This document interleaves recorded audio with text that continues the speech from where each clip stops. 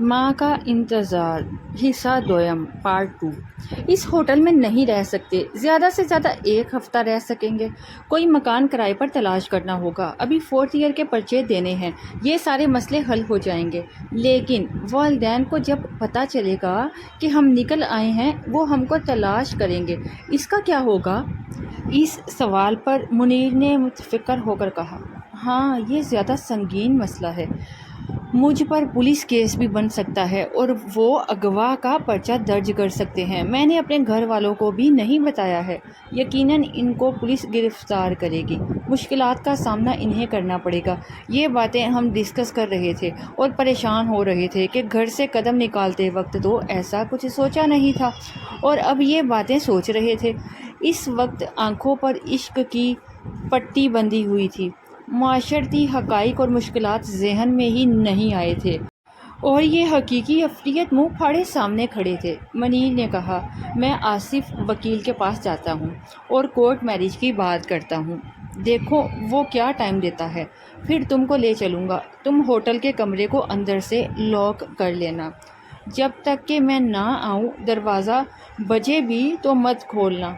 मैं मैनेजर को बता दूँगा और 2-4 घंटे तक आ जाऊँगा। घबराना नहीं। ये कहकर वो चला गया और मैं उसका इंतज़ार करने लगी। कमरे में टीवी रखा था, उसको ऑन किया और दिल बहलाने लगी। शाम को मनीर लौट आया, कल कागजात टाइप होंगे और गवाहों का इंतज़ाम होगा। फिर तुमको ले जाऊंगा क्योंकि कोर्ट में मेरा बयान भी कलम बंद होगा। अगले रोज़ वो सुबह ही चला गया और फिर सुबह से शाम हो गई, मनीर न लौटा। मेरा जी घबरा रहा था, बार बार घड़ी देखती थी, लेकिन वक्त जैसे थम गया था। टीवी ऑन किया तो एक होलनाक खबर सुनी कि हाई कोर्ट की बिल्डिंग के करीब ही खुदकश धमाका हो गया था। बहुत से पुलिस वाले और राहगीर मर गए और बहुत से ज़ख्मी हुए थे। ये खबर सुनते ही कलेजा थाम लिया, क्योंकि मनीर भी तो उधर गया हुआ था। शाम से रात हो गई, वो नहीं आया। खुदा जानता है कि वो रात कैसे गुजारी। पल भर को आँख न लगी। शब भर मनीर की खैर सलामती की दुआएं करती रही। रात का खाना भी ना खाया। बेटे ने एक बार दरवाज़ा बजाया, मगर मैंने ना खोला और ना जवाब दिया, तो वो लौट गया। सुबह हुई और मनीर नहीं आया तो मैं समझ गई कि कुछ हो चुका है। दोपहर को मैनेजर ने फ़ोन किया। डरते डरते मैंने रिसीवर उठाया। उसने बताया कि मनीर साहिब शदीद ज़ख्मी थे। खुदकश धमाके में इनकी टांगें उड़ गई थीं। अस्पताल में इनको होश नहीं आ सका। वो चल बसे हैं और इनकी जेब से हमारे होटल का कार्ड मिला तो अस्पताल वालों ने फ़ोन किया है। आप इनके घर वालों का पता दें। मैंने मनीर के वालिद का नंबर लिखवा दिया और मैनेजर से कहा कि इनको मेरा मत बताइएगा, क्योंकि हम घर वालों से चोरी छुपे निकले थे और वो कोर्ट में कोर्ट मैरिज के सिलसिले में अपने एक वकील दोस्त से मिलने गए थे। बदनसीबी से सानहे की जद में आ गए। ऐसा कहते हुए मैं रो रही थी। तब मैनेजर ने कहा, घबराओ नहीं, मुझको अपना भाई समझो, जहाँ कहो मैं पहुँचाने का इंतज़ाम कर देता हूँ। अलबत्ता सामान आप साथ नहीं ले जा सकती, ये हमें मुनीर साहिब के वारसों के हवाले करना होगा। मैंने कहा, ठीक है, मैं थोड़ी देर में सोचकर बताती हूँ। मैनेजर पर मुझे एतबार न था। यकीनन वो मुझको पुलिस के हवाले करना चाहता था। वो महज मुझको तसल्ली दे रहा था। तभी मैंने अपनी दानिश में चालाकी से काम लिया। बेरे को बुलवाकर 2000 रुपये दिए और कहा कि तुम मेरे भाई हो, किसी तरह मुझे यहाँ से निकालो, लेकिन इस तरह के मैनेजर को खबर ना हो। बेरे ने कहा, 2000 नहीं, अगर 5000 दोगी तो तुम्हें यहाँ से ऐसे निकालूंगा किसी को कानो कान खबर ना होगी, वरना पुलिस अभी यहाँ पहुँच जाएगी। ये दुश्वार काम है, मेरी नौकरी ख़तरे में पड़ सकती है। इस वक्त मैं बहुत घबराई हुई थी। घर वालों से खौफज़दा थी कि कुछ ना सोचा, ऊपर से पुलिस का डर था कि मैनेजर ज़रूर कोई ऐसी कार्रवाई करने में लगा है कि चंद लम्हों बाद मैं गिरफ्त में आ जाऊंगी।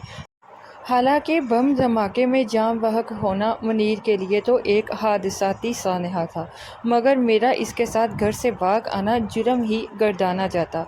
बस मैंने 5000 बेरे को दिए और उसने मुझको होटल से बाहर जाने का दूसरा रास्ता दिखा दिया। जब मैं पहली सीढ़ी से बाहर आई तो किसी ने नहीं देखा। वहाँ टैक्सी खड़ी थी। बेरे ने मुझको उसमें बैठ जाने का इशारा करके कहा कि ये तुमको मेरे घर ले जाएगी। وہاں جا کر آرام سے بیٹھ جانا اور میں ڈیوٹی ختم کر کے آ جاؤں گا، پھر تم جہاں کہو گی تم کو پہنچا دوں گا۔ منیر کا سامان میں نے ہوٹل میں رہنے دیا تھا۔ میں صرف اپنا بیگ، جس میں میرے کپڑے، نقدی اور کچھ زیورات تھے، ساتھ لیا۔ ٹیکسی ڈرائیور نے مجھے بیڑے کے گھر کے دروازے پر اتارا۔ شاید وہ اس کو جانتا تھا۔ بیڑے کا نام افتخار تھا اور یہ ٹھیک آدمی نہیں تھا۔ ہوٹل میں جو مرد عیاشی کے لیے آ کر ٹھہرتے تھے، یہ ان کو غلط قسم کی تفریح مہیا کرنے کا ذریعہ تھا، لہٰذا اس کا رابطہ اس بازار سے بھی رہتا تھا۔ افتخار رات کو آ گیا۔ اس کے گھر میں خواتین نہیں تھیں، اکیلا ہی رہتا تھا۔ آتے ہی اس نے ایک عورت کو فون کیا۔ تھوڑی دیر میں وہ عورت آئی۔ دونوں نے کچھ دیر تک دوسرے کمرے میں گفت و شنید کی۔ پھر بولا، بشریٰ بی بی، یہ میری خالہ ہیں، قریب ہی رہتی ہیں، تم ان کے گھر چلی جاؤ، کیونکہ میں یہاں اکیلا رہتا ہوں، لہٰذا تمہارا یہاں رہنا مناسب نہیں ہے۔ یہ تم کو کل یہاں پہنچا دے گی، چاہو تو اپنا سامان رہنے دو یا ساتھ لے جاؤ۔ خالہ نے کہا، ان کا سامان یہیں رہنے دو، کل میں منگوا لوں گی، ابھی رات ہو رہی ہے اور ہم دونوں عورتیں ٹیکسی میں اکیلے جائیں گی، سامان لے جانا ٹھیک نہیں ہے۔ ہو سکتا ہے کہ ان کے بیگ میں زیور وغیرہ یا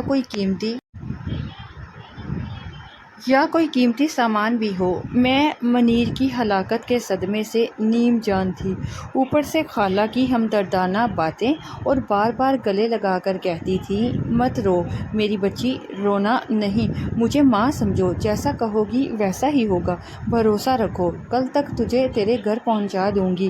اس شاطر عورت نے میرا سامان افتخار کے حوالے کیا اور مجھے ٹیکسی میں بٹھا کر اس جگہ سے لے گئی جس کو بازار حسن کہا جاتا ہے۔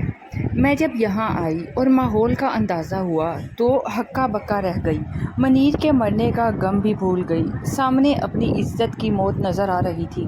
اس جگہ آنے سے تو مر جانا کیا برا تھا؟